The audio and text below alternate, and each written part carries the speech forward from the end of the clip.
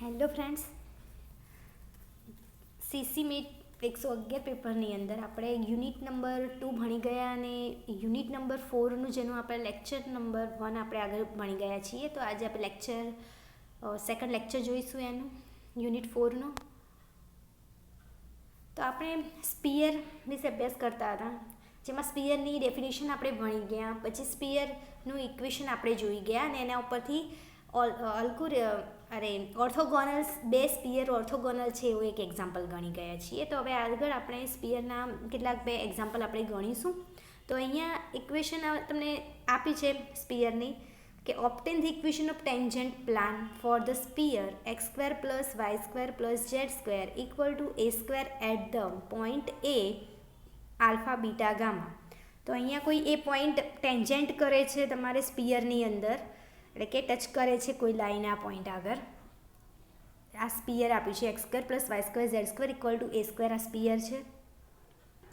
એ સ્પીયરને કયા પોઈન્ટ આગળ? એ alpha beta અને ગામા આગળ જે છે ઇક્વેશન ટેન્જન્ટ કરે છે, ટેન્જન્ટ પ્લાન્ટ એટલે કે ત્યાં ટચ કરે છે.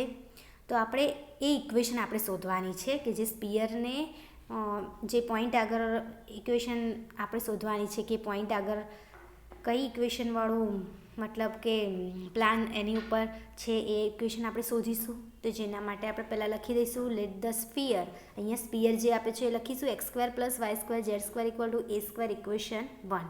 તો અહીંયા જુઓ, અહીંયા આપણે સ્પીયર બતાવ્યું છે જેનું કેન્દ્ર C છે જે 0 0 છે અને એના ઉપર રહેલું એક પોઈન્ટ એ જે છે આલ્ફા બીટા ગામા, જેના આગળ એક લાઈન અહીંયા ટચ થાય છે, બરાબર. એનું એક પોઈન્ટ અહીંયા P છે x y z. તો આ જે લાઈન ટચ થાય છે આપણે એનું ઇક્વેશન આપણે શોધવાનું છે. આપણે ઇક્વેશન શોધીશું ટેન્જન્ટ પ્લાનનું. તો suppose that C0 0 be centre of the sphere with radius a. અહીંયા આપણે સેન્ટર લઈએ 0 0. અહીંયા સેન્ટર 0 0 જ થાય છે જુઓ, કારણ કે અહીં સેન્ટર શું મળશે? u - v અને w વાળું હશે ને. અહીંયા u v ને w તો કંઈ છે નહીં, 0 0 જ થશે. માટે અહીંયા 0 0 થશે અને r આપણા માટે રેડિયસ કેટલી છે? a² છે, એટલે કે વર્ગમૂળની અંદર આપણે લખતા હતા તો એ આવશે. તો રેડિયસ અહીંયા એ છે. આ ઇક્વેશન ઉપરથી આપણે રેડિયસ શોધી અને સેન્ટર શોધ્યું આનું, બરાબર છે. તો A alpha beta gamma lies on a tangent plane. A alpha beta gamma જે છે આ ટેન્જન્ટ પ્લાનને એના ઉપર છે. Take px y z be A point lies on plane ઉપર એક પોઈન્ટ આપણે લીધું જે px y z છે. તો યાદ રાખજો, અહીંયા આગળ આવશે આવ્યું ઇક્વેશન બનાવવાનું કે px y z છે. અહીંયા જોવા અહીંયા એ આલ્ફા બીટા ગામા છે. તો હવે એના ઉપરથી આપણે શું લખીશું? CA લંબ AP એવું છે. તો CA કિરણ અને AP કિરણ = 0 મળશે. CA એટલે C જે હતો આલ્ફા બીટા ગામા આવશે, 0 વાળું પદ છે માટે આલ્ફા બીટા ગામા આવશે. આલ્ફા -0 બીટા -0 એવી રીતે CA લખો. તો હવે રીતે APની ઇક્વેશન બનાવો તો x - alpha y - beta z - gamma આવશે = 0. હવે આનું સાદું રૂપ આપીએ તો આલ્ફાને આની સાથે ગુણી દઈએ તો x - alpha + beta y - beta + gamma z - gamma = 0. સાદું રૂપ આપતા આપણને શું મળશે? આલ્ફા અંદર ગુણાશે તો આલ્ફા x - આલ્ફા² + બીટા y - બીટા² + ગામા z - ગામા² = 0 equation 2. But A alpha beta gamma lies on sphere. હવે એ આલ્ફા બીટા ગામા વાળું જે પોઈન્ટ છે સ્પીયર ઉપર લાઈઝ થાય છે. તો આલ્ફા² + બીટા² ગામા² = a² લખાય ઇક્વેશન 3. કે જેવું x² હતા, y² હતા, z² હતા. હવે આ એના ઉપર જ સ્પીયર ઉપર છે તો આપણે એને આવી રીતે લખી શકીએ. તો યુઝિંગ ઇક્વેશન 3 and 2, 3 અને 2 ઉપરથી આપણે આવું લખીશું alpha x + beta y gamma z -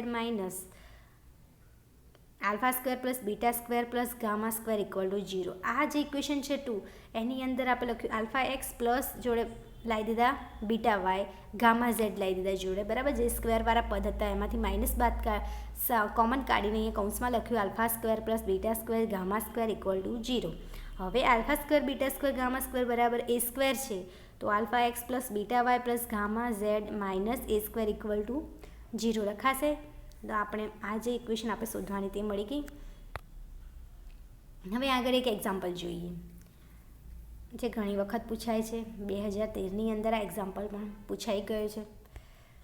if the plan 2x - 3y 2k touch to the sphere x square plus y square plus z square equal to 7, then find the value of k. આ કેની value આપણે find કરવાની છે. Sphere આપ્યું છે અને કોઈ plan છે તો આ પ્લાનની અંદર આ કેની વેલ્યુ આપણે ફાઇન્ડ કરીશું. તો એના માટે આપણે પહેલાં તો સ્ફિયર આપ્યું છે અને આ સ્ફિયર ઉપરથી આપણને સેન્ટર મળશે અને રેડિયસ મળશે. તો here given that the centre of the sphere 0 0 0 with radius R equal to √7 આવશે. બરાબર છે. given plan 2x minus 3y plus z minus k equal to 0.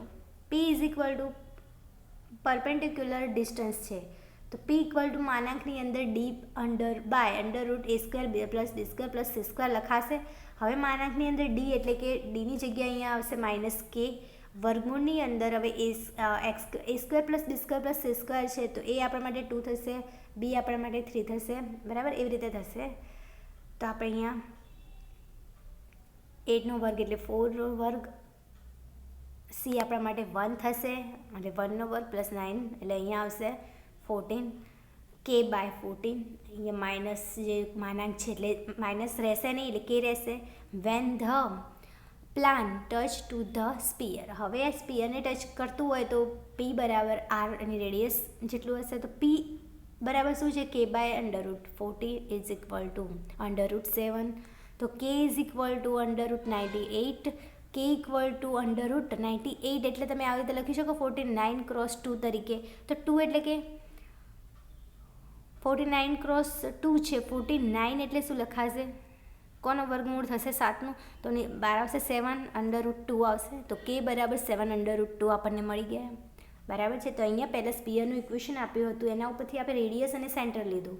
Radius centre લીધા પછી જે તમને પ્લાન આપ્યો હોય એટલે આવી રીતે ગમે તે એક્ઝામ્પલ પૂછાય, કે મૂક્યો હોય આર, કેની જગ્યાએ કોઈ બી કિંમત ડબલ્યુ મૂક્યું હોય કે એવું કંઈક મૂક્યું હશે તો તમે લખી શકો છો. બરાબર, પરપેન્ડિક્યુલર ડિસ્ટન્સ શોધી દેવાનું, p ઇઝ ઇક્વલ ટુ કરીને માનાંકમાં d બાય આના ઉપરથી તમને p મળશે. અને જે એવું કીધું છે કે એ સ્પિયરને ટચ કરતો હોય તો p ઇક્વલ ટુ r કરીને તમે શોધશો તો કે તમને ફાઇન્ડ થઈ જશે. બરાબર છે. આવી રીતે તમે કે ફાઇન્ડ કરી શકો છો. હવે આપણે સ્પિયર, શંકુ અને સિલિન્ડર ભણવાના હતા, એમાંથી આપણે સ્પિયરના ટેન્જન્ટવાળો એક્ઝામ્પલ ભણી ગયા, કે શોધવાવાળો એક્ઝામ્પલ ભણી ગયા, રેડિયસ આપણને શોધતા આવડી ગઈ અને સેન્ટર શોધતા શીખી ગયા, સ્પિયરનું ઇક્વેશન આપણે સાબિત કરી લીધું અને ઓર્થોગોનલ ટુ સ્પિયર હોય એ આપણે સાબિત કરી લીધું. હવે આપણે આજ કોન ભણીશું. કોન એટલે કે શંકુ. તો પહેલાં તો શંકુ વિશે થોડી માહિતી મેળવી લઈએ. કોન એટલે અ surface generated by revolving the straight line which passing from the fixed point, then if it is called a cone. એને કોન કહીશું. બરાબર છે. જે એક લાઇન હશે અને બરાબર રિવોલ્વિંગ છે, straight line with passing from the fix point આગળથી એ પાસ થતું હશે તેને આપણે કોન તરીકે ઓળખીએ છીએ. Fix point is called a vertex. એ જે ફિક્સ પોઈન્ટ છે કોનનું જે છે શિરોબિંદુ દર્શાવે છે. Line is called a generating line કહેવાય છે, સર્જક રેખા કહેવાય. જે લાઇન છે એની એ સર્જક રેખા તરીકે દર્શાવે છે. વર્ટેક્સ તરીકે એનું ફિક્સ પોઈન્ટ જે છે વર્ટેક્સ એટલે કે બિંદુ તરીકે દર્શાવાય છે. તો grinding curve, a cone generated by revolving at straight line which passing through the fixed point and intersecting the given curve, then this curve is known as a grinding curve. એટલે કે grinding curve આપણે કોને કહીશું કે કોનની અંદર જે generated થાય છે સ્ટ્રેટ લાઇન એ પાસિંગ થાય છે કોઈ ફિક્સ પોઈન્ટ આગળથી અને ઇન્ટરસેક્ટ કરે છે કર્વને, તો આપણે એવા કર્વને આપણે શું તરીકે ગાઇડિંગ કર્વ તરીકે કહીશું. એક ફિક્સ પોઈન્ટ આગળથી એ જે છે લાઇન જે છે પાસ થાય છે અને ઇન્ટરસેક્ટ કરે છે તો આપણે આને ગાઇડિંગ કર્વ તરીકે જાણીએ છીએ. હવે ઇન્વોલ્વિંગ કર્વ આપણે કોને કહીશું તો a cone generated by revolving a straight line which passing through the fix point and touching to the area surface, then this cone is called involving cone. Involving cone એટલે કે જે generated by revolving a straight line passing થાય છે, બરાબર, fix point આગળથી touching થાય છે એરિયાને, તો આપણે એની સરફેસને આપણે એને શું કહીશું, એન્વેલોપિંગ કોન કહીશું. હવે રાઇટ સર્ક્યુલર કોન કોને કહીશું, તો a cone generated by a straight line passing through the fixed point and revolving about fixed at a straight line through this point making a constant angle with the given. એટલે કે કોઈ angle બનાવતું હોય આની અંદર સમશંકુની અંદર, બરાબર, આપણે સમશંકુ કહીશું રાઇટ સર્ક્યુલરમાં. Straight line then this cone is called right circular or RCC, એને આપણે આરસીસી પણ કહીશું. તો here theta is called semi vertex angle. Theta એટલે અહીંયા જો આ શંકુ બતાવ્યું છે, આ શંકુ છે, એક વર્ટેક્સ એક બિંદુમાંથી સીધી લાઈન એની જાય છે અને બરાબર છે, આ શંકુ બને છે, તેમાં જે થીટા બતાવ્યું છે એ આપણા માટે શું છે, સેમી વર્ટેક્સ એંગલ છે, એટલે કે અર્ધ શીર્ષ કોણ છે આ.